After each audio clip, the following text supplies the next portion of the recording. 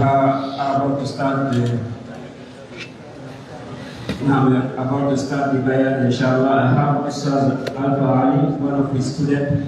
I want to give him the mic before we start. Inshallah, we're mixing Fula and English. Oh, I can use that. And there's some people that don't speak like Creole, so inshallah. Brand new one for you. Allah.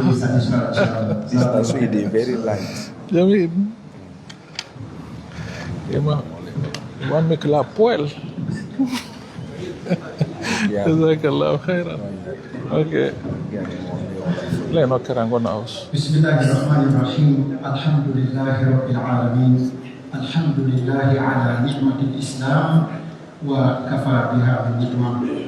ثم الصلاة والسلام على أشرف الأنبياء والمرسلين صلى الله وسلم وبارك عليه وعلى آله وصحبه وسلم تسليما كثيرا. إخوة الكرام والأخوات الكريمات، أهديكم جميعا بتحية مباركة، تحية أهل الجنة في الجنة، وهي السلام عليكم ورحمة الله وبركاته.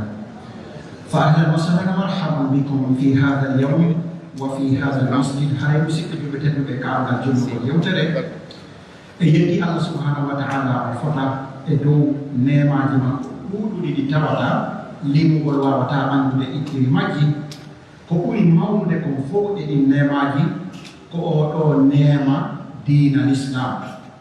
Kala mo Allah okki ha okki oɗo nema, kala okkaɓe oɗo yo andu hara hay fus o fatani. Kala kadi faɗɗo ɗum ɗo yo andu kadi hay e huude haray o heɓani. Ko honɗum mi ƴettiri o micro ɗo wona towugol hawa an kam e dow mawɓe ɓen, karamogo ɓen, musiɓɓe seeniɓe ɗo ɓen, ko humbitugol ɗon ɗum hande kadi Colombos o hayono jalɓe. Hande kadi Allah no neldi en neldari mawnude, ko sabuna ɓe cheikh ɓe meɗen ɗo Sheikh Umar Farouk Adam Ba wondirɓe ɓen sirani on fof, kala tawɓe haray ko sirani on iwɗiɗani ɗo, mi mara ko ƴewtaɓe fi Sheikh Umar Farouk Adam Ba. Ko kalmoɓe meɗen ɓe tawata ko dokkal molanagal woni ko Allah okki en enen tago tawɓe ɓen ɓeeɗo ko e meɗen tawa. Ko sabuna anduɓe ɓen fof no andi ko Allah on okkiɓe kon e gandal, e nananede, e jabanede, e nootede. Wallahi o yiyay ɗum on taway koko Allah on yewtata kon fi dokke makko, o wi'a dhalika fadlullahi yutihi man yasha wallahu dhul fadli al azim. Cheikh Farouk ɓeɗo buyi e meɗen haray pellet no andi ɓe, ɗum mi sikkitaki. Ɓe anda ɓe wo e meɗen haray nani inde maɓɓe, ko sabuna noon ko ɓe Allahu on arsiki daranagol diina l'islam kan darande molanande. E hoore ko ɓe darani kon kadi Allah okki ɓe kadi nananede, jaɓanede e jabanede kadi. Iɗon andi daranagol huunde e okkede kadi jaɓanede fiinde huunde nde darani ko piiji ɗiɗi sertuɗi. Kamɓe noon Allahu on okkuɓe daranagol, okkiɓe kadi nananede jaɓanede. Kala wowtuɓe fewno radio jenteteno ma fewno ɓureteno jentede fi tawi wi joni ala ka jentede, anduɓe radio wiyeteɗon Voice of Islam Sierra Leone from Shakila Road. Iɗon andi si wi'anoma Cheikh Umar Farouk Adam Ba, kala ko jokkuɗa a accitay ɓanna radio hummagum ha ka noppi. Si batiri jeɗen no lanni a sooda e batiri kese pour watta. Hakke ko tawata Allah no okkiɓe wawgol yewtere labande, yuɓɓinde, naninde, heccinɗinayde ɓernde, ɓeytayde ko wi'ete kon liman e ɓernde tagaɗo, bal hay tutayde ko wi'ete kon iman. ɓayno woodi heɗitotoɓe ɓe e nder leydi Sierra Leone hara wona julɓe few, kono sabu jentagol yewtere Cheikh Umar Farouk ndey ɓay ko e yewtere e haala ka ɓendi nanata yewtere nde giɗen andi criol si wolama sarali on landidetake so tawi hara jama wonno famude ko wona yewtede wooda tawnoɓe wonaka julɓe fewɓe tawa kono ɓe yiiɗira l'islam on sabu yewtere ɓeɗo ceernoɓe meɗen ɓe Allah neldi en ɗo hande ɓeɗo si tawi hara mi wi'i on ƴe e mba no nangue jalbi o wi'ay e on wonɗa wonde nangue no wi'e no jalbi si mi wi'i embangue nangue no jalbi hiɗen andi haray ko pellet anduɗo wo ko mi kala nanowo pular sa wimo nangue jalbi o wiyay nani ko wonɗa wonde awa ƴettugol an konngol wi'a yewtay ɗo fi Cheikh Oumar Farouk Adam Ba a ko andintingol tum ɓe andaɓe miɗo andi kala anduɓe ɓe wiyatake jooɗo habboɗa Cheikh Farouk no wadde yewtere ɓe mi woni yewtere ɓen ɗo haray ko tawɓe ɓen hawrodirali e yewtereji maɓɓe hayde wotere miɗo tori on jeeji on miɗo andi kadi ko ɗum addi on ko heɗitagol e naftorgol hande kadi loote noppi mon ɗi o yaaday e ko wi'ete ko loota soora matode ko hewtoygol dun nafo haray no defa no ɓendi ko sabuna Cheikh Farouk ɓe ɗo ka jannugol ka yewtugol kala ka ɓe ƴettiri wallahi sago ma nayoɓe darnu menen ko tawaɓe e karamokoɓe amen ɓen ɓe otigi ɓuri weltorde ɓen e nder jannuɓe lamɓe tafsirul qur'an on ka lekkol amen e gandal wiyetegal ngal ulumul qur'an on ko kamɓe jannayno men kono wallahi cheikh on si ɓe naatiga classe ko momuɗa wo a gontay ko a famata wo a famay si ɓe ƴetti leer ɗiɗi wallahi a sikkay ko minute aji 50 ɓe waɗi si ɓe yewtima sago ma wona yo lanni hay ko musidɓe men daraniɓe diina kanko moolana daraniɓe kadi leñol men ngol kadi ko moolana wallahi ɓe janna ɓe ne'a ɓe yurmina ɓe elto ɓe darano ɓe tambito ha antigi dara tawa moodi bandi tawi an e ɓeɗo hiɗon jeydi ka diina l'islam hiɗon jeydi kadi ka leñol bayiɗen andi si Allah hokkima kelɗuɗo tawɗo koye ma o tawa weltorgol o wona ko to ngagoy annabi Musa tori keno yo Allah ɓannanmo annabi ha yo Allah wat hokku annabi Haruna kadi sifa ko heɓi kon haray Cheikh Farouk kadi ka telen haala pular min fewno komi fuɗɗunoɓe jentare ɓay hari miɗo Guinée Voice of Islam o ƴettayno haala kini fewno radio jenteteno fewno mi ruulayno miɗo jogino radio waɓu kuwa kunkum mi jogitiɗo Texas mi ƴettay kon tumi andita fi radio ko mi ruulayno mi kapta mi waɗani mi ɓanta antenne mum ko mi waɗani ha mi kapta Voice of Islam Sierra Leone on sumanna hari mi nanata mi hoyɗata hay ko wiyete crion hay yurodiral mi wawata ɓay on sumanna hari miɗo lagina miɗo Conakry foti hari no ka duɗal kono Cheikh Farouk si mi nanino ɓe yewta crion ha mi nanta haala kam few kono mi wi'ayno minna ɓeeɗo est ce que ɓeeno nana bular ɓay mi ari Sierra Leone mi yeetama ko ɓe woni directeur l'école amen o mi landi si tawi ɓeeno nana pular ɓeymi ɓeeno nana pular min yo mi holaki ɓen ɗo nana pular tawi ɓen ɓe mi nanayno no yewta e on criol ɗon ko ñande goo ɓe ƴetti l'hymne national on ko yimmete kon si taw drapeau ji ɗin no ɓantede ɓe yuɓɓimo ɓe wattimo e gimɗi pular si tawi ɓe yanani en miɗo tori ɓe yandi yo ɓe waɗan en ɗum ɓe ƴetti gimol l'hymne national ko yimmete kon si sali on si drapeau on no ɓantede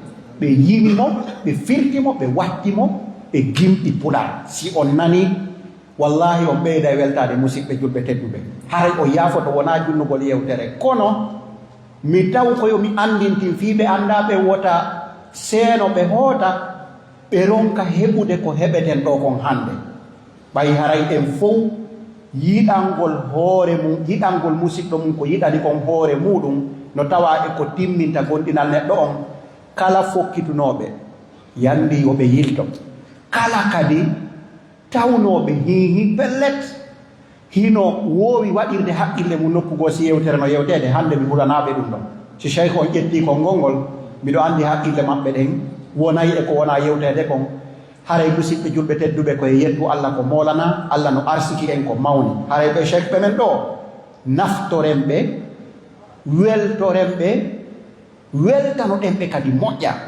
miɗo welti fota en ɗuman ko ɓe arno ga ko tawi kon ɓe wawano wadde yewtere ka masjidi men ɗo suninan no moƴƴan ko sabuna miɗo yiɗi fof yo heɓu kono ɗo kadi ka meɗen sago an kala moƴƴere arde Amérique ɗo modi enen ɗo en faɗata awa hande ko wiyete kon hande ko hande awa enen kadi o hayo ɗo si e wi hande ko hande haray en toñaali haray o yafoto wona junnugol yewtere e watta e micro on e juuɗe e musidɓe men ɓe so tawi no imam men on ɗo so tawi no woodi ko ɓe ɓeydata e hoore ɗon ɓe ɓeyditana en kono ɓeɗo on ko fa wallahi komi neeɓi yewtere ɗo fi maɓɓe haray wooday komi yewtaali ko sabuna siko ka tafsir alqur'ana ɓe ƴetta hen o wiyay ko ɗon ka ulumul qur'ana si ɓe fensitanima a sikka yahiɗa ɗon ha waɗi kala noon ka ɓe ƴetti kadi siko ka telen siira kadi ne laaɗo kala ka ɓe ƴettiri konngol moodi yomi accirni nani hande wiyo toon ɗo haray tigi tigi on yo waɗan e kaɓɓol ko sabuna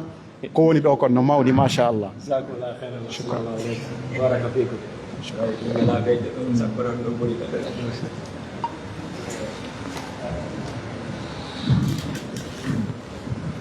Bismillah, alhamdulillah, salatu wassalamu ala rasulillah wa ala alihi wa sahbihi wa man walahu ba'd.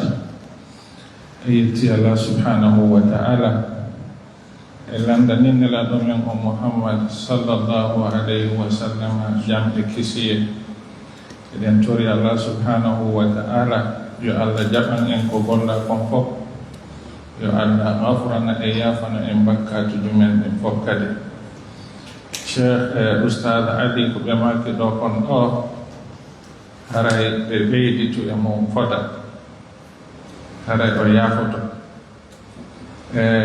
gongaji ɗin haray ko nandituɗi bi mana si a ewi sarlon hande a ari Amérique fi yewtugol fi dina a addata ɗon ɗen ko yimɓe ɓen nanali ha hande ɓay gongaji ɗin ko nandituɗi qur'ana on ko wi'i wo kitaban mutashabihan ay yushbihu ba'duhu ba'du haray ko sembingol tum e suportugol inchallah ko tawi ɗo kon hari no yewtede ko neeɓi ko nanunoɗen en nanuye kadi inchallah taala ɓuri ɗum hara yafoto fota on andi ɓe innayi wo ɗengal jatta e ɗengal goo ko min neeɓi kon salnon fota min tumbodire yimɓe ɓen ɗon fota haray terden makka pula lawƴi seeɗa kadi bi idnillahi taala ɓay ko ɗum oti muyni haray e waway famodirgol bi idnillahi taala ɓeru ko yewtete ko en tori Allah subhanahu wa ta'ala yo Allah fammi en ko wonde e yewtude ɗo ken fof tawa kadi ko fi Allah subhanahu wa ta'ala wahdahu waɗanɗe. This brother, because we change the tongues, then we get people here with the Yari Fula who they go and come. Not for Sheikh Abdul Karim or any the Yari already, but at least now for Pastor see them. The rest, another one them. This brother, Natowi Irid, Natowi Ilan. Now, brother, where Allah been given, normally they say when Allah sees part by you, it the Adam other side. Me and him, we don't go to Dubai. The year we go represent Sierra Leone, myself them being invite me to that international conference. When he read, the Arab man they admire and say, but the brother, he come na Sierra Leone, na Quran no mo ikram, you know, being get the ahkam, the ruling, tajweed, kowiyete kong ahkamu tajweed, don't know how to be yokora. But when it come in short time, we go over them, it be one of the best reciter. When they do a competition in Sierra Leone, then select them for good participate in an international competition in Dubai. And even score high mark. Let Allah continue for bless them. Then they say, فَإِنَّهَا لَا تَعْمَى الْأَبْصَارُ وَلَكِنْ تَعْمَى الْقُلُوبُ الَّتِي فِي الصُّدُورِ. Not to the eye the blind, that is heart nine the blind. Then to Allah subhanahu wa ta'ala, you Allah subhanahu wa ta'ala, what bekadina. ko falɗe yewtugol ɗo kon seeɗa hikka mawdu'aji ɗi mi yaltani ɗin fi mu'u ko mawdu'aji ɗuɗuɗi ko yonirde e piiji ɗi annduɗe wondema no soñjude en no affectude en no tampinde en kori boyi watta na yila e mum. Alamul jin ko alam go alam jinnaji ɗin, alamul jinn wa shayatin heɗi sonji en kori ɓay e yi'ata e wonda e majji haray ɗen andi piiji boyi no heɓa en tawa ko immorde majji hara wonde non none go kadi ko enen ɗaɓɓiti kori ɓay a yi'ata batte on ka yaasi hay si ɓe yettike ma woɓɓe boyi haray hoolotako. So haray e nder aya wiɗo on ka suratu Zuhruf, wa man ya'shu an dhikri rrahmani nuqayyid lahu shaytanan fa huwa lahu qarin.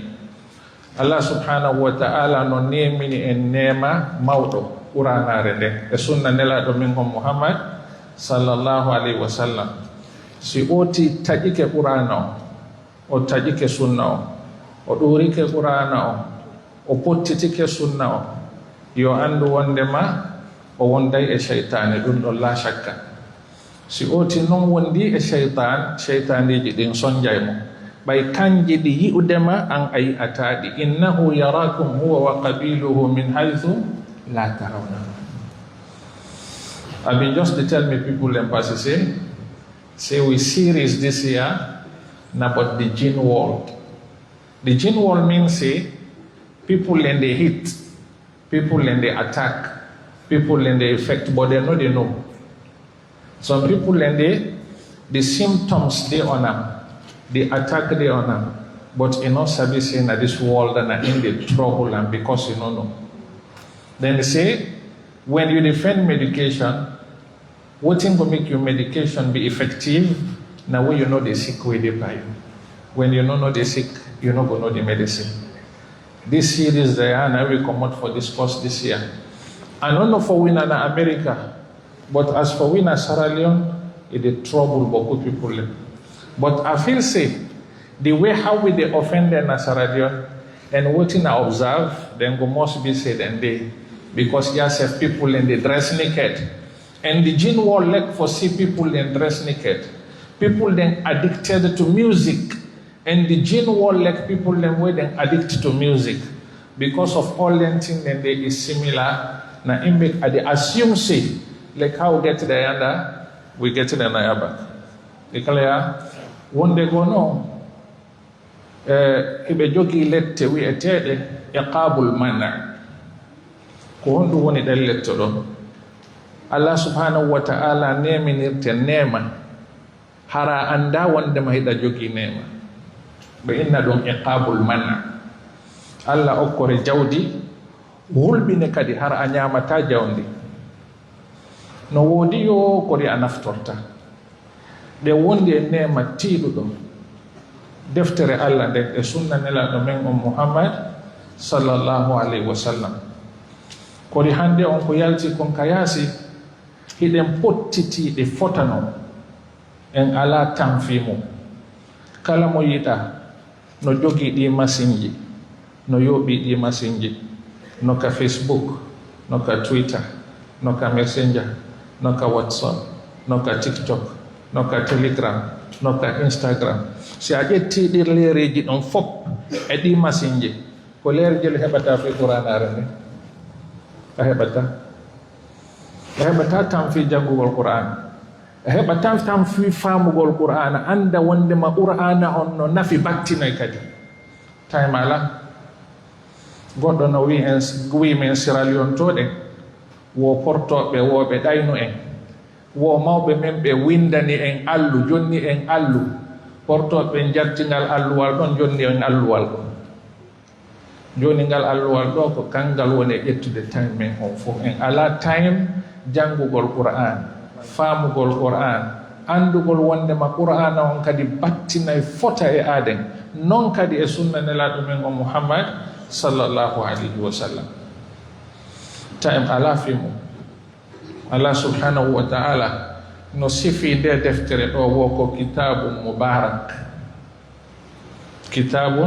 mubarak woko deftere barkinande no wondi e baraka arabu ɓen si ɓe inni baraka ko kasratul khayri wa dawamuhu si moƴƴere ɗuuɗi e goɗɗum duumi kadi ɓe inna hada fihi baraka bimana deftere nde nde Allah subhanahu wa ta'ala neminiri en nden qur'anare nde e sunna nelaɗo min o Muhammad sallallahu alaihi wa sallam ha barki buyno e mum ko ɗum waɗi e nder ayeji 4 e nder qur'an Allah no sifi ɗum suratul an'am suratul anbiya e suratul muhammad wa hadha kitabun anzalnahu mubarakun musaddiqu alladhi bayna yadayhi e aya go wa hadha kitabun anzalnahu mubarakun fattabi'uhu wattaqu la'allakum turhamun wa hadha dhikrun mubarakun anzalnahu afa antum lahu munkirun kitabun anzalnahu ilayka mubarakun edi ayaji ɗo nayi fof Allah no tabintini seedi wondema deftere makko nden e sunna nelaɗo men o Muhammad sallallahu alaihi wa sallam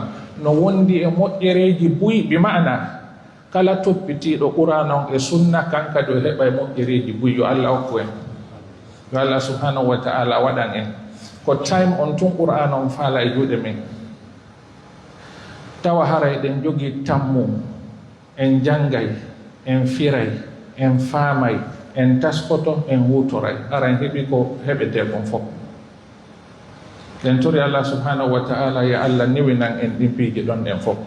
So wetin we been dey tell we people wetin we dey communicate with we people na for tell them say sometimes Sheikh Abdul Karim somebody dey get goodness e no dey know say na goodness e no dey use am dem call am iqabul mana Allah dey give the goodness e hold am. We sabi certain people dem get boku money but because dem no find am legal way Allah dey frighten them, they know they eat the money. It dey na bank no more, and the name no more they say get money. This is not the worst punishment.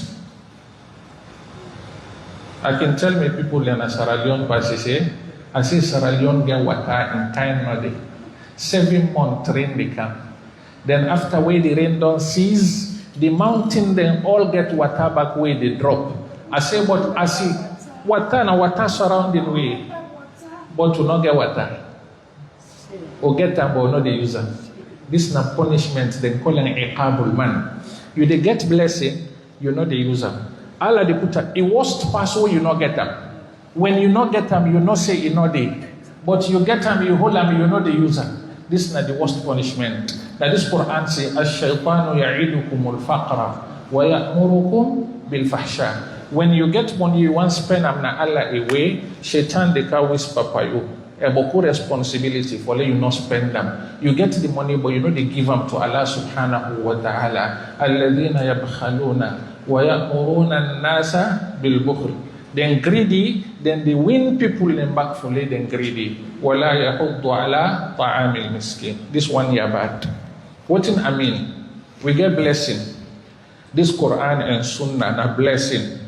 A big blessing. When Rasul alayhi salatu wassalam they died, inside Mustadrakul Hakim and Sunanul Bayhaqi, he said, Taraktu fikum amrayni, lan tadillu ma in tamassaktum bihima, kitab Allahi wa sunnati. When the Prophet read him for go, he said, they left 2 things them with winner. He said, as long as we not hold them with winner hand, we not walk with them. He said, we not know they get problem this world and Yawm al-Qiyamah. Allah in book and the Sunnah of the Prophet Muhammad sallallahu alaihi wasallam.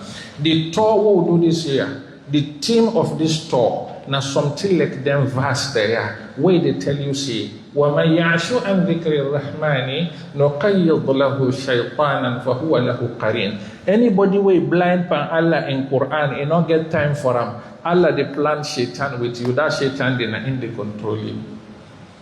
Let Allah give you better understanding. Let Allah make we return to the truth. We not get time. One man tell me na Sierra Leone, he say we papa then give we wala for low land ba sinji jami mara. Apa se say bilan ano to so. Sheikh Abdul Karim bilan bi asmila you know to so. We papa then give we wala for low land Quran. The wait man then pull wala na we hand then give we another wala. Yes. This wala now they use now. We not get time. If somebody dey na Facebook na net, e dey na TikTok na net, e dey na Instagram na net, e dey na Telegram na net, e dey na Messenger na net, e dey back na YouTube na net, all them 1 year e dey with them. Which time that person they get for read Quran? You know they get that time dey. Now it make we get for know we value. We get for prioritize things them. We get priority, we give priority to things them way beneficial to we. We ask Allah subhanahu wa ta'ala lay continue for bless we. Kala fala do andugol wonde ma Quran wonde mo rebui. Yo jangu history Arabu den ado Islam. Jangu tarikh Arabu den.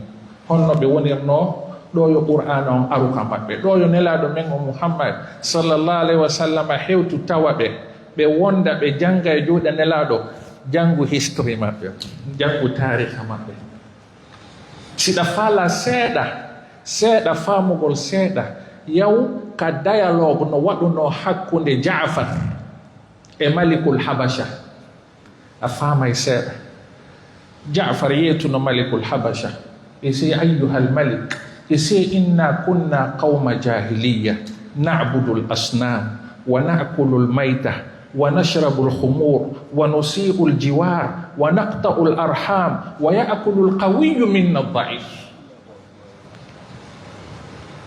قلون دو قرآن ونجتمو بتي آية قوتو وإن كانوا من قبل لفي ضلال في الظرفية هاري بيدر مجر كوني أربو بونيرنو be pira no fi hunde ko ala na wona na be pira dubi capande nay harbu bu'ath wa daris hari ko yimbe be hitta ko yimbe fufa fube al yahudiyan ko be wonno be Madina be jamfotono be jatta be jawdi be tonya be inna laysa alaina fil ummiyina sabil wo be do ko yimbe tagana be menen ko fiyo be kurkano men be do haysi men tonyi be Allah lando eta ko men fi mabbe yawmal qiyamah hari no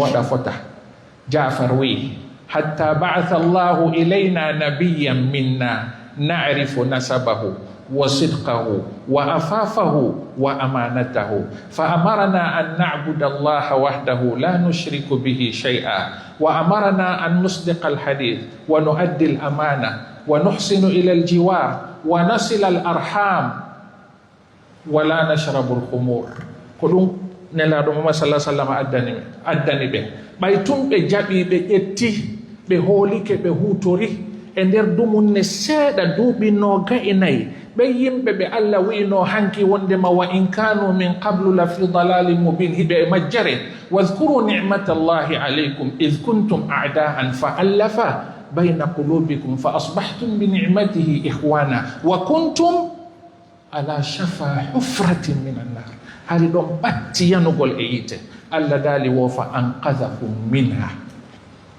e nder dumun ne seeɗa duuɓi no ga e tati ɓay Allah subhanahu wa ta'ala eltiriɓe o Qur'an eltiriɓe nelaɗo men o Muhammad sallallahu alayhi wa sallam on tuba Allah manti ɓe wo kuntum khayra ummatin ukhrijat linnas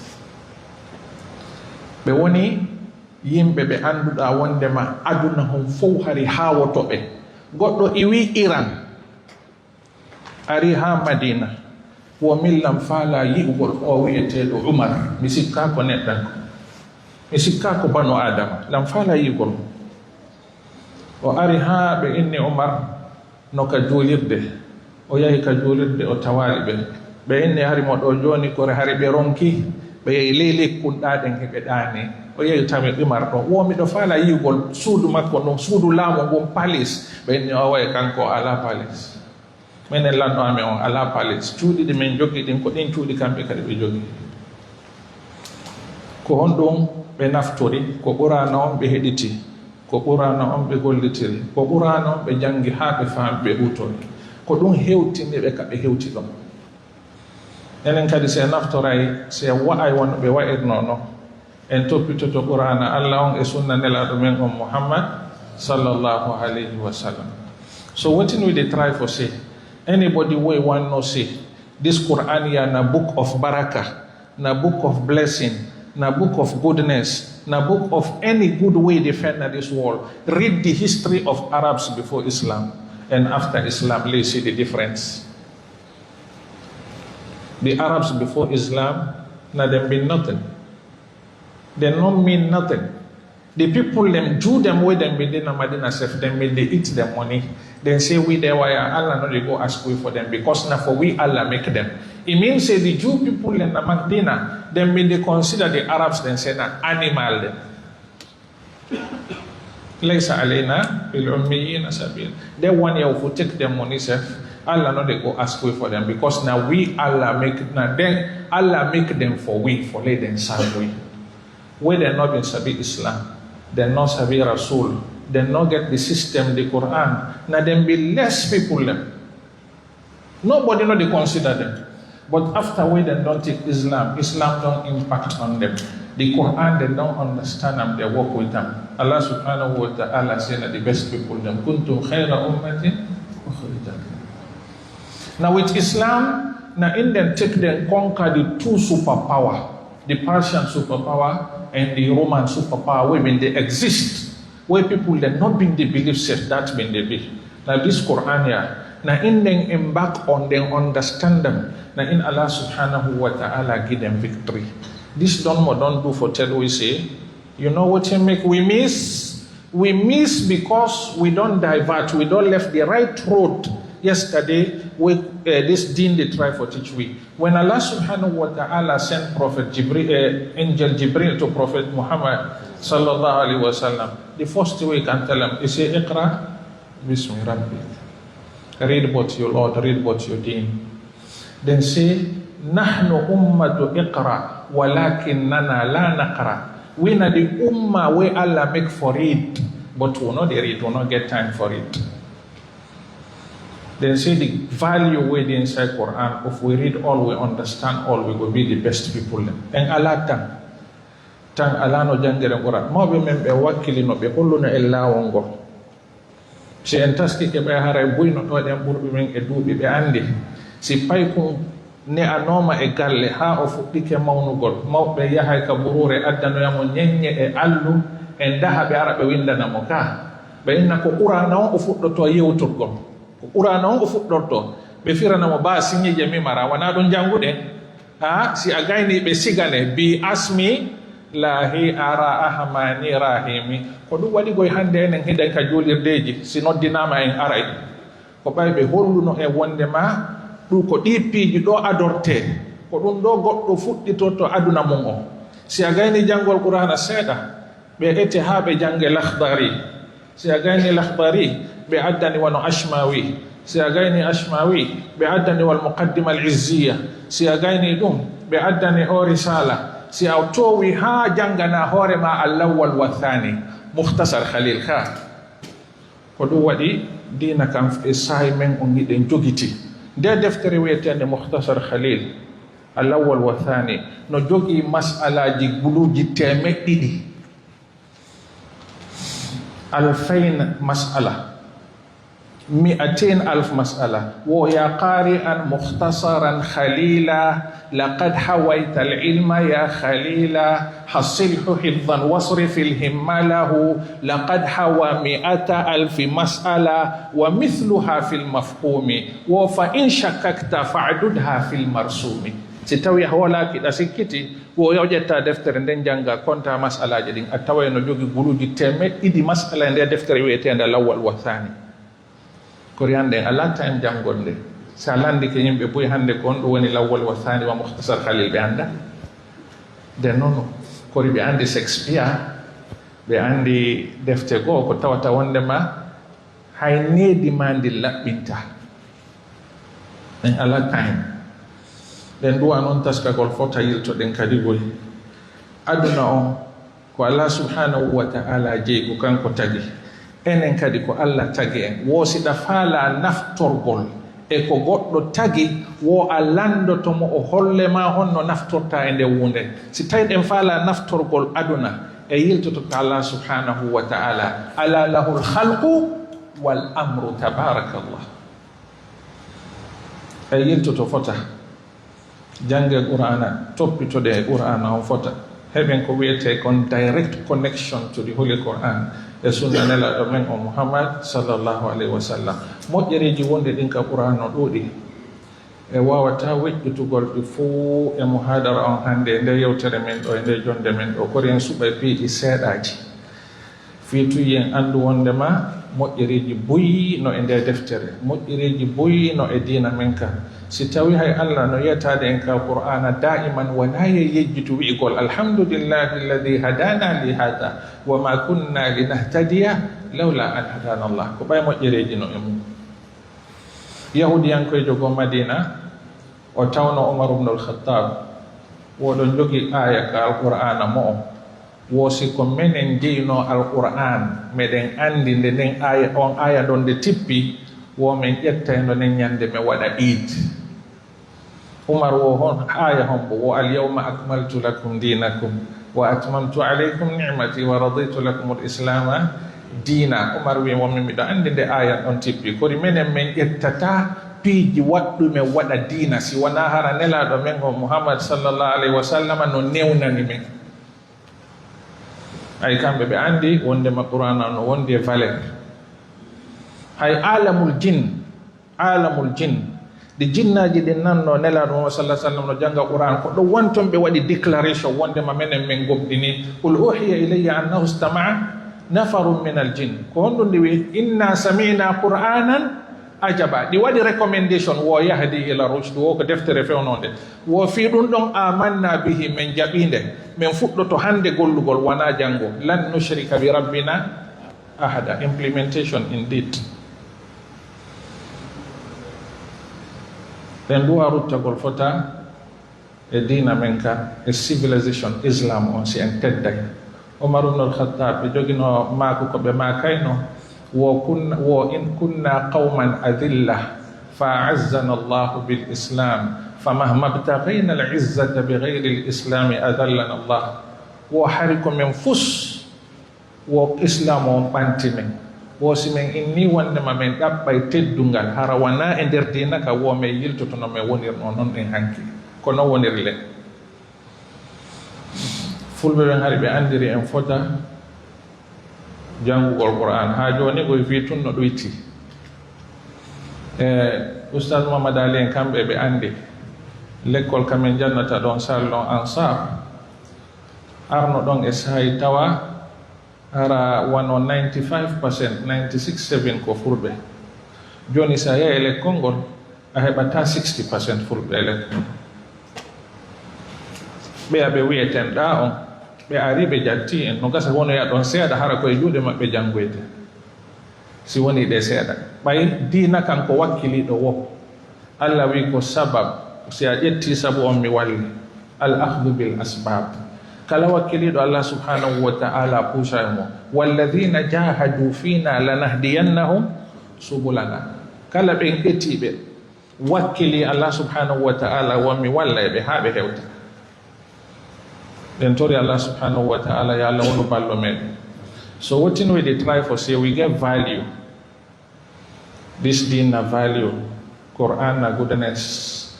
When Allah sent him, he sent him to the Prophet Muhammad sallallahu alaihi wasallam. He tell him say this Quran here. He say take him no get no doubt panam. If you doubt, ask the people them where they read. Fas'al alladhina yaqra'una al-kitaba min qablika. Ask the people them where they read before you. If they really get doubt pan this Quran, they no get doubt panam. So Yusuf no forget doubt panam. He get beaucoup blessing. We're not going to read the goodness them all waiting inside the Holy Quran. Inside this short such sitting here where we get. But we were able to mention some of the goodness that we did inside the Quran, where Allah subhanahu wa ta'ala bless this ummah with. Now we don't feel Quran na book of Shifa. Quran na book of Shifa. Now this sign number one concentrate. Allah subhanahu wa ta'ala say, وَنُنَزِّلُ مِنَ الْقُرْآنِ مَا هُوَ شِفَاءٌ لِلنَّاسِ وَرَحْمَةٌ. Allah say, لَقَدْ جَاءَتْكُمْ مَوْعِظَةٌ مِّن رَبِّكُمْ وَشِفَاءٌ لِمَا فِي الصُّدُورِ. Allah subhanahu wa ta'ala say, قُلْ هُوَ لِلَّذِينَ آمَنُوا هُدًى وَشِفَاءٌ. Na book we come for cure, we come for men way. It come for treatment. And we ulama then say, not only shifa inside religion, it the menu spiritually, it the menu back physically. Quran na shifa. Spiritually the men, amradul qulub. Quran the menam. Amradul abdan. Quran the menam. The sickness that we get in our heart, when amaradu shubuhat and maradu shahawat, Quran they treat them. The sickness them will get physically. You get verses them where people with experience don't read better one. They say it the help for men. No doubt. It don't happen during the Prophet Muhammad sallallahu alaihi wasallam in time where people they use Quran for cure people them. We know the history of them Sahaba them. When they come na one village, they meet people them na the village, then ask for the people they lodge them. The people then so no not get lodging for now. Then say okay, not a problem with the pass. When they pass, na in then get them chief, then paramount chief, then headman na the tongue. Na in he get something where he hit him. Na in he complain. When he complain, then say look call them man them. He look like say good man them. Then call the Sahaba them. Then say we chief. Then say scorpion don't hit them. They complain, serious complaint. When a man and for we, the people then say we been asking for lodging on a no lodge we. So no the men and for na tell na pay price. Then pay price. The man read Fatiha panam. The man is a kama. Ka'annama nashata min aqal. He say he grab like nothing not happy with them. Na suratul Fatiha. Na inki yodamande. This they tell we say Quran not only spiritual disease them they can't pull away. Even the physical challenges them what they get Quran they help. Let Allah subhanahu wa ta'ala make we understand them. Al-Imam Ibn al-Qayyim be doko karamu ko be yettube dumunne jotu dono janga fi Quran. Ibn al-Qayyim si be jantama hare buyno andi be taliba be Sheikhul Islam Ibn Taymiyyah be jogi do kongol jid be wadi wonde ma hollugol e wonde ma Quran nyawnday nyabbeli wondi ka bernde nyawnday kadi nyabbeli wondi ka bandu. Imam Ibn al-Qayyim be maki wo al-Qur'anu shifaa'un min jami'i amradil qulubi wal abdan. Wo qurne uranare do deftere Allah de wo nyawnde kala nyawngo anduda wonde manoka bernde maradu shubha wa shahwa e kala anduda nyabbeli buy kadi ko nangata yimbe ka balli mum imma an tariqil mas aw an tariqis sihr Qur'an on nyawnda wadi esaina la do men Muhammad sallallahu alaihi wasallam goddo mucci goddo jangi e makko suratul Fatiha. Allah subhanahu wa ta'ala wadi o ya hetti hore mum fi wayta hay fus wadano kolon Ibn al-Qayyim wido wa fa huwa yuzilu amrad al-qulubi ka shakki wan nifaqi wash shahawat wo no don nyaw nanga ngu bernde nen be inna ngu nyaw maradu shubuhat ko ndo woni nyam maradu shubuhat ko adam mo tawda wonde makala ko yeti damo e dina harahi mo sikkiti ala non ko bonnata dina goddo buri dum goddo taware mo jogi shubha doubt mo jangale Qur'ana fami jangale dina fami arwe do e sayiji piji buy o ngalday o tabintinta haysi Qur'an o yewtimo o daroto haray mo lando lima way no arde non no heewi buy fewdo do ko wiyete maradu shubha ko yo goddo tawata hara ko Qur'an o yetimo ma sunna on o tabintina o fellita wonde makko non woniri sede o fellita ko non woniri nde yetidama wo o landoto ma fi hondum ta ne'udum do fi hondum ta nyamudum do fi hondum ta wadudum do fi hondum lima goddo non si o wodi landoto do daiman wonde ma lima landoto do tentini Allah subhanahu wa ta'ala haray no fandi dina makko kanka o yalto yaka dina o Allah subhanahu wa ta'ala jabata ko gollata ko. Imam al-Tahawi no jiya e karamo ko be windu be fi aqida fota mo jogi aqidatu tahawiyya e sai go mo jogi kader close to mo inna wa man sa'ala Allah lima fa'ala faqad radda hukm al-kitabi wa man radda hukm al-kitabi kana min al-kafirin wo kala wondo hara tusul kanko mo lando fi hondum lima fi honɗum ɗum ɗo fi honɗum ɗum ɗo wosi tawi tun o sikkitike dina Allah kan wo ɗum ɗo waɗay ha o yalta dina haysi o juuli Allah jaɓantamo ko o juuli goɗɗo holoto si tawi o wi'ama wondema ko tabi ɗum ɗo selli ka Qur'an tabiti e juuɗe nelaɗo men o Muhammad sallallahu alaihi wasallam wona yo o sikkito wona yo o darto innama kana qawla almu'minina idha du'u ila allahi wa rasulihi liyahkuma baynahum an yaqulu sami'na wa ata'na wo ko honɗum duwa julɗo tigi ko honno o duwa wonirgo wo si tawi o nani konngol imolgol Allah ma nelaɗo men o Muhammad sallallahu alaihi wasallam wona yo o sikkito wona yo o darto wona yo ettenno ko yo wi tun sami'na men jaɓi watana men ɗoftike ɗon andi ko honɗum woni la ilaha illallah muhammadu rasulullah ko signature kala wiɗo wondema min mi jaɓi islam seede mi jaɓi islam mi wi la ilaha illallah muhammadu rasulullah no waywayta si goɗɗo signi a signa e wondema mi hoolike wondema Allah ko o goto nelaɗo ko nulaɗo kala ko ɓe makata ko gonga kala noon ko ɓe yetilan gila hande mi sikkitata ko hande kadi mi landitata ko hare mi jaɓi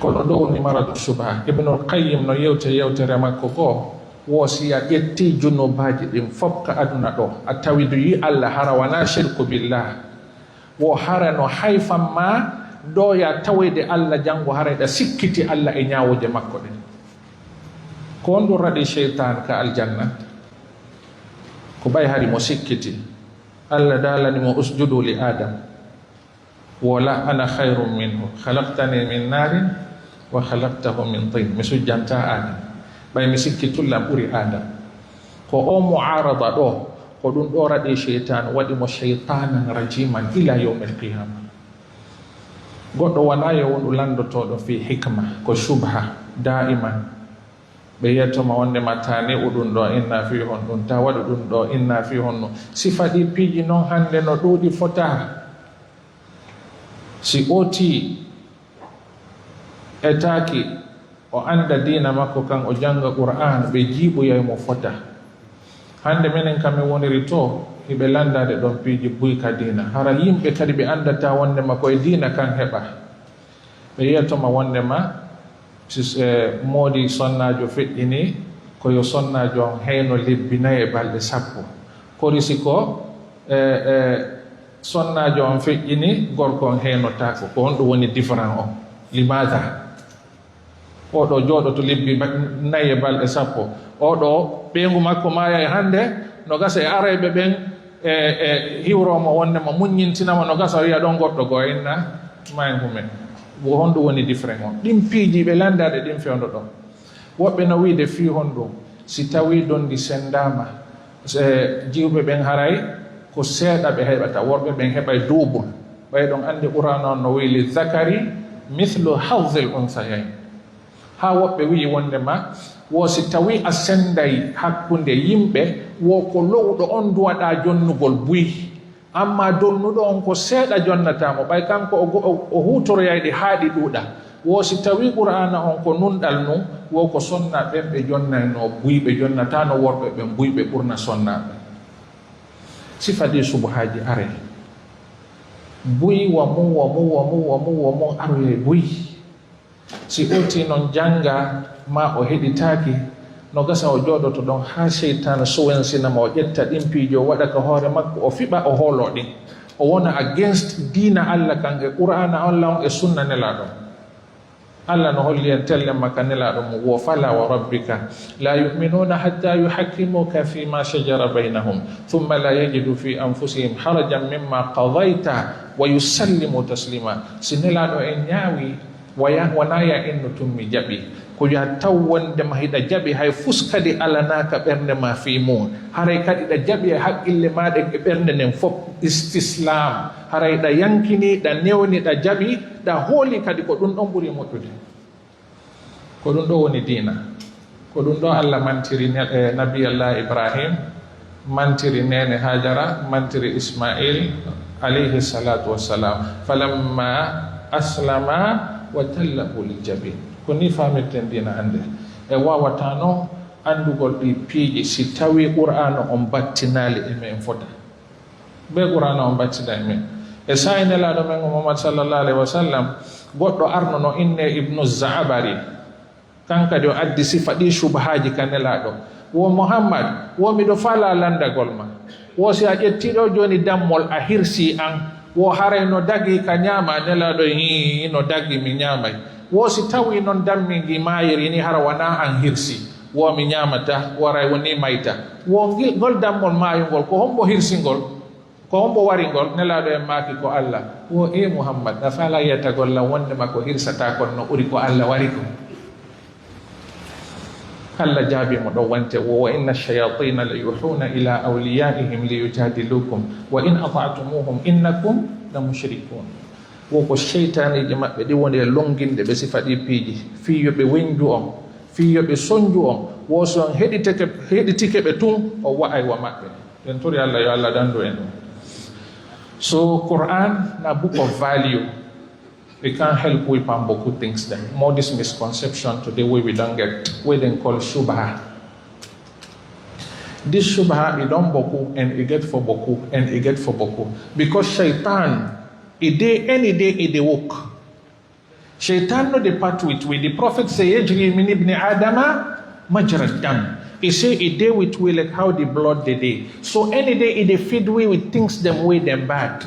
Ibn don't tell Allah yesterday say la atiyannahum min bayni aydihim wa min khalfihim wa an aymanihim wa an shama'ilihim wa la tajidu aktharahum shakirin. He say I dey target them before and behind, left and right. He say I go make I disconnect the people there with you.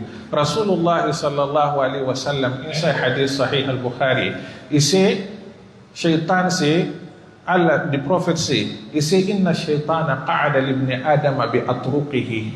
He say, shaitan is down all the routes them way they try for it to win.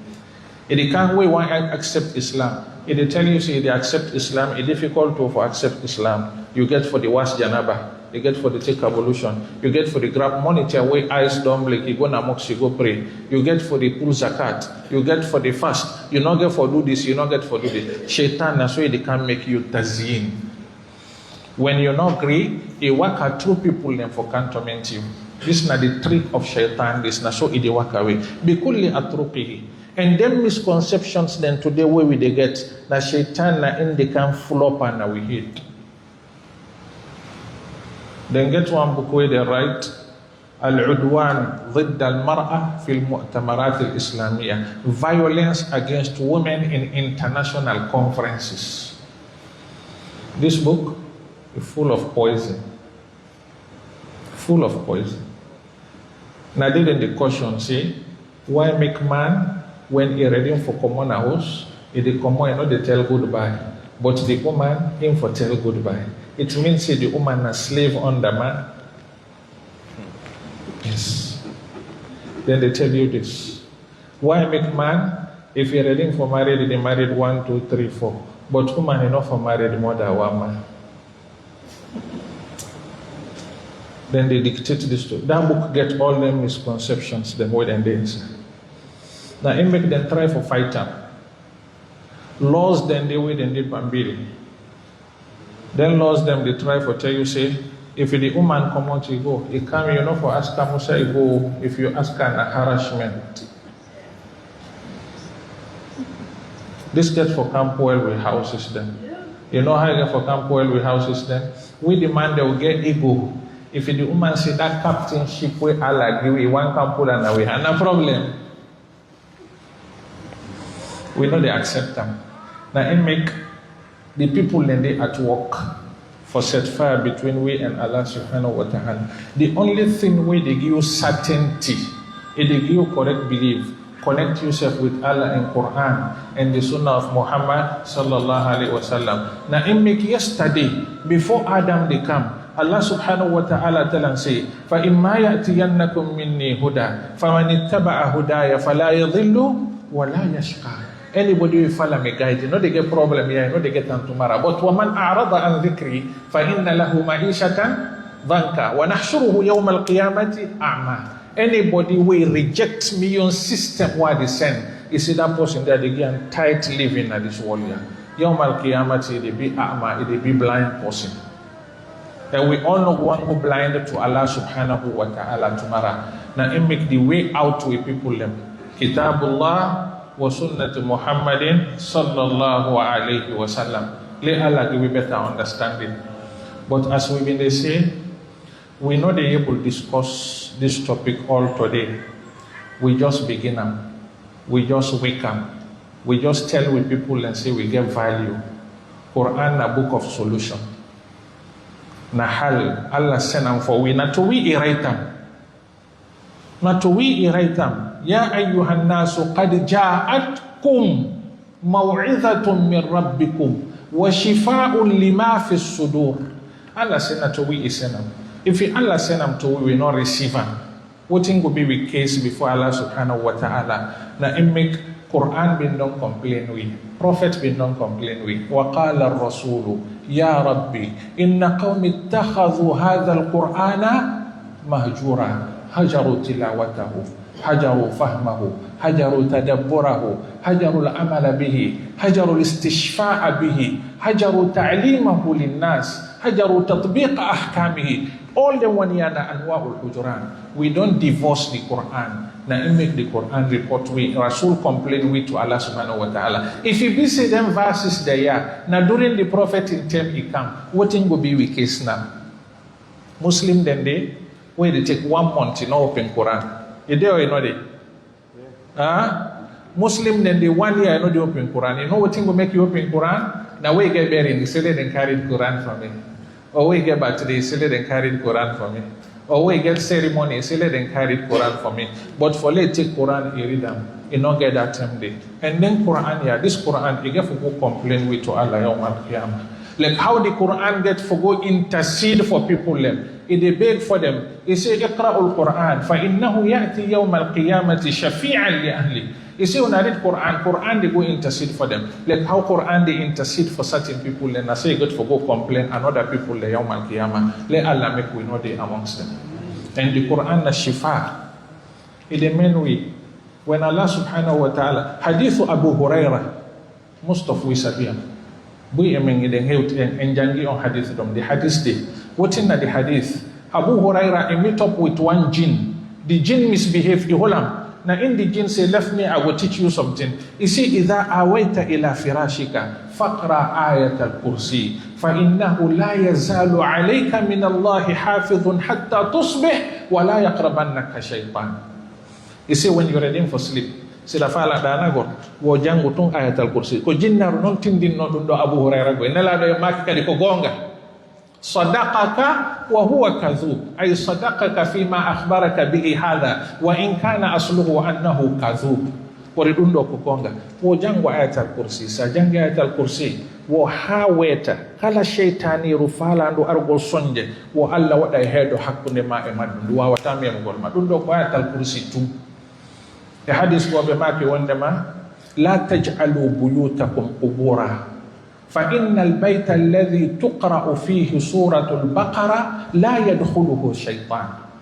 No tabitika ko hadis sahih woton ettu cuudi monde wadon wanoka nokka e gabru jangata ke Qur'an wo jange suratul baqara ka cuudi mo on wo si on jange suratul baqara ka cuudi mo wo shaytan batto tan ko ndo sodi few. A hadith go fi Sahih al-Bukhari man qara akhir al-ayatayn min surati al-Baqarah fi laylatin kafatah amana ar-rasul bima unzil wo kala jangudo di ayaji do didi e jemma ka suudu makko wo ido yoni mo hay fusson jatamo ne lado min Muhammad sallallahu alaihi wasallam be moccayno al-Hasan wal Husayn قل أعوذكما بكلمات الله التامة من كل شيطان وهامة ومن كل عين لامة وديدو بمجرينو الحسن والحسين باي فلق الناس تبكي بأكي تديدو بجت سورة الفلق الناس وديدو بجتينو بمجر الحسن والحسين بماك وندما وأبو إبراهيم ومجرينو ديدن إسحاق إسماعيل ستوينو نلا مجرينو فايد مكوبين Ibrahim moccayno Ishaq e Ismail ɓen ɗon noon ko annabaɓe goye suudu annabaɓe enen noon hiɗe waɗa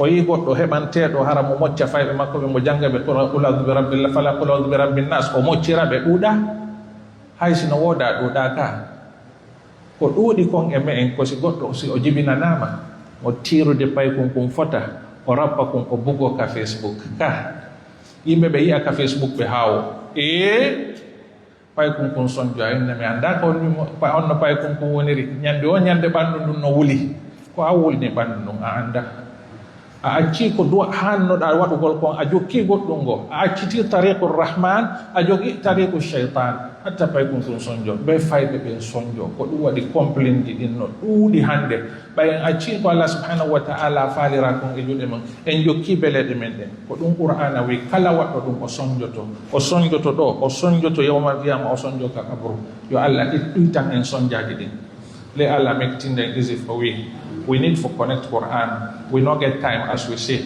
Time not it follow, we pray. Then mentally we talk to Isha time and Isha time, then they come because it don't they pass 10 o'clock.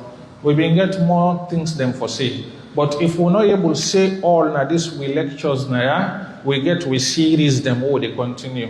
We get different series them.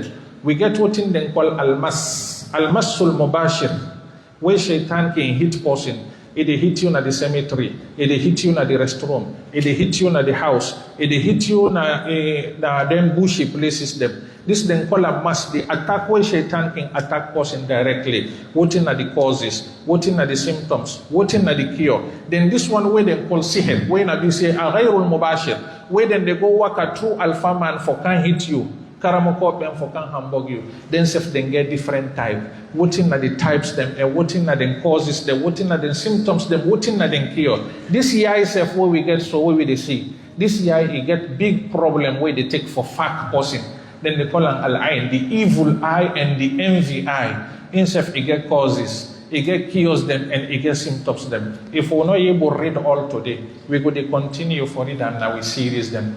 We get Bokusai for go. Anybody we connect with at the Facebook or you connect with at the WhatsApp, inshallah, all them project them where we get to go begin them. Tomorrow we go dinner Iman. Next tomorrow we go dinner Bayina. After that we get for left now for go to New York, go to New Jersey, go to Boston, go to Minnesota, go to Philadelphia, they return Virginia and come to Maryland. All of them series there. We get for the reader small for we benefit. For we fortify ourselves, we protect ourselves. Some people then they get hit from the jinn. It will take 30 years they work at the hospital. Doctor then say I not see nothing. And indeed, what in that world then they plant on you machine or the siyam. The only thing we go pull. وَنُنَزِّلُ مِنَ الْقُرْآنِ مَا هُوَ شِفَاءٌ وَرَحْمَةٌ لِلْمُؤْمِنِينَ وَلَا يَزِيدُ الظَّالِمِينَ إِلَّا خَسَارًا. And we'll take a jama of folk, we'll take a imam. Haray den jogi darsuji boyi ko anni den yewtugol tellem makka alamul jin don andi ka alamul jin den jogi ko wiyete ko mas den jogi ko wiyete ko sihr mas ko jinnaji den tigi wonma atakude na goddo immini di a sihr ko goddo woni imminde di e ma ko do wiyete mbile ko e ka hala men dido fo no jogi noneji boyi al mas no jogi shayatin ko wiyete amirul bait no jogi shayatin fil maqbara no jogi shayatin fil hammam no jogi sibyan no jogi shayatin fit turra no jogi shayatin fil bihar no jogi ashayatin at-tayyar ido fo ko noni di mas di hebay oti di sonje wonda e mon hasiya anda ko din no moƴƴi non andugol wonde ma ko o none shaitan ɗo nangilan ɓay si a anda none shaitan on a ƴetta e comprimé mo duwaka ñawdira ñawdata ko almaqbari wa amirul bayt ayaji ɗin ɗi gollirteɗi ɗin e sunnaji ɗin no serti oɗo no serti e oɗo be anda noneji ɗin inchallah e darsuji ɗin e yewtoye ɗen jogui kadi ko wiyete kon bile ko a sihir ɗum ɗo kadi no jogui anwa kathira sihru tafriq sihru ta'til sihru id'af al-jins sihru al-marad sihru at-takhyir ɗiɗo fof kadi ko noon e bile ko andata wonde man no heɓa yimɓe wonde sonja suudu ndun fota ha sonnajo o wi'a ɓeɗo meɗe wondi tunkore hay fusɓe wawana lam haray ko dabt dhihni ka senta ga haray ko ɗo ka central ko ɗo ɗi jogi si ɗi jogi ke ɗo kala ko woni nder leyɗo ɗen alaji ɗin gollata si gollali tun probléme ji naata e cuuɗi ɗin si naati tun sonnajo yaha e gorko kadi yaha ma sonnajo o wona ka suudu wondon haray mo wadde goɗɗum goo ka yaasi ɗum ɗon fof no jogii arad e kiyo honno jawnorte bi idnillahi taala waɗoɓe rukiya ɓen wona waɗugol rukiya nde min ari wona yo wonu ha seeɗa goɗɗo inna e cheikh ara moccen men ɗo min ala time fi mum moccugol ƴetta e dumum ne juutuɗo wona nde wooti bal yontere wona jonte ɗiɗi kori koyen anndu tun no danditore wondema ɗen jogii askaruji si ɗen duumike e majji ɗen janngiiɗi alamu on sonjata en fof hiɗen dolni ɓuri ɗi kori sen acciti qur'ana on tun e sunna on ɗi sonja en ɗi dolna e ɓuri en fi hon ɗum ɓay kanji ɗi yi'a en kori enen e yi'ataɗi innahu yarakum huwa wa qabiluhu min haythu la tarawnahum ɓe jogii kadi mawdu aji fi gite ɗen al ayn al hasad wal ayn ɗiɗo kadi ko sonjayɗi si goɗɗo no wadde for exemple présentation e jamani mo jogii ko o janga si goɗɗo no feƴƴude e jama haray mo ɓurni ko laba himo jogii ko o janga goɗɗo haray no jogii kadi ko o mawlo ko moccira fayɓe makko ɓen ka suudu o mocca hoore makko ɗin ɗo fof no haani ko sunna be waɗen sen acci tun en sonjoto e yangoto wona yangi tiiɗo ngi en heɓata noon solution mum o si wona ko nelaɗo en acciri en kon taraktu fikum kitaballahi wa sunnati biidnillahi taala si tawi yimɓe ɓen jokki line amen on ka Facebook e ka WhatsApp beru ko min jindata ɗon inchallah ha gasa haray en heeɓi fa'idaji buy e mum haray noon wona andugol wondema ittiri majji ma no ɗi boniri noon enen ko falnon ko dandugol hoore men hara ɗi son jaali en si goɗɗo heeɓi lekki o haajatake andugol honto ñawi en iwi mi sikki ɗum haray nafoyay en fota en weltanike mawɓe weltanike mam ɓen ɗo fota en weltanike président men on amir o e naiɓe mum e wonɓe ɓen ka exécutive haray ɗen tori allah subhanahu wa taala no allah moɓidiri en ɗo ɗen hannde yo allah moɓidiri en ɗon kadi aljanna yawmal qiyama yo allah dandu en bone alamu on yo allah waɗu woten ɓattagol dina makko kam fota e qur'anan e sunna nelaɗo men o muhammad sallllahu alayhi wa sallam haray ñande fottoyde wo kadi en ɓurtay ɓeydodirde wasidirde waajodirde bi idnillahi taala assalamu aleykum wa rahmatullahi wa barakatuhu.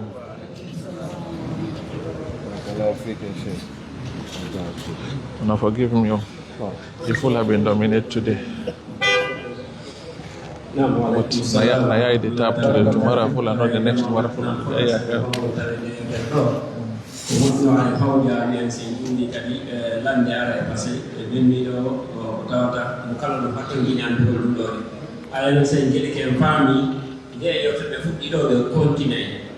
Fala ɗum hannde ko wonɗude continue ko ɗo heɗo ko Facebook ma ɗum ko WhatsApp hara inchallah o wawa e nafitorde sa hattiɗo hara yani a yiɗi goɗɗo ngo lutti goɗɗum o hara ko ɗum andini en ɗo joni inchallah wakkilo henɗo eɗen lenki ɗiɗi nde senditen groupaji men hara kala faalaɗo jammotiɓe man yewtere masjidul iman haray ko julde momen ɓe ɗo inchallah haray ko nde yewte ɗo ɓe continta e nder obsédari plan adresse ɗiɗi fof no ɗon haray ko ɗon e weltaniki ɓe kamɓe kadi acciɗugol ko ɓe jogi kon ɗon fof ɓe seno ɗo ɓeydi golle haray ɗeɗe wakkila kon annen jakayani ko wakkili ɗe won wuɗuɓe ko wakkile ɓe fiiɗina kam ɓuri en ndaare ɗo ɓe nafi en fota fii waktu no raɓɓini ara winni ko towni maɓɓe kala ko men puyno ga mo men puyno ga kono wawata wide présenté fof ɗo ɗe inchallah aray sen gayni noon ndaara sen heɓile maɓɓe ays ko